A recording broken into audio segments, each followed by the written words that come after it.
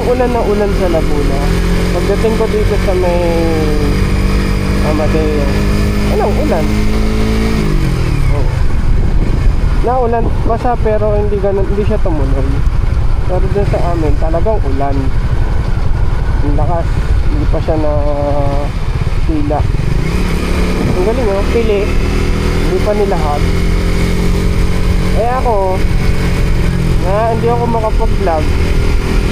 So, naulan, aambon, titigil, uulan, titigil, eh, ako guys, nakakayamot kasi, ubad ako ng ubad ng kapote. Kaya, ang takbo ko, sure ride. Pero guys, sa totoo lang talaga, ang sarap manakbo ngayon, sure ride lang ako. Ang dami nga tinatapas. Hindi ako nananabas ha, ako yung tinatapas. Kasi nga, sure ride lang ako, ganito lang ako manakbo.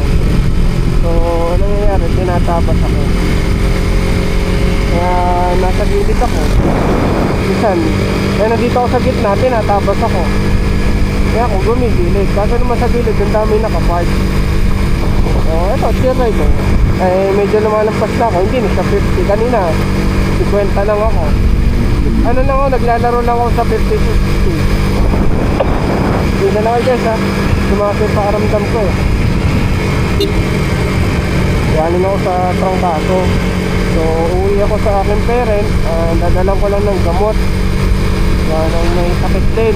Papares pa kami. Sorry guys, may naubo ako. Tama ko yung unang medyo naging okay. So, matter ko hindi pa. So, dadalan natin ngayon. So, kung mapapansin ninyo, si Osmo, bakit malinaw? Pero napakadilim na kalsada. Ang gamit ko, naka super night ako. So, ayan. Kaya maganda. Kasi may limit si Osmo kapag super night. Hanggang 3 minutes lang siya. Kaya automatic siya. Maganda. Eh, hindi lang ako makapag-vlog kanina. Gawa ng ayoko naman siya i-trial sa tubig. Sa ulan. Pwede kahit waterproof siya. So, mahalaga. Safe pa rin siya. Sakit sa mata yun. Ayaw magbaba oh. Ayaw mo magbaba ha. Loko ka. Masakit sa mata yun. O, paano guys? Don't forget to subscribe and like and share. And follow my YouTube.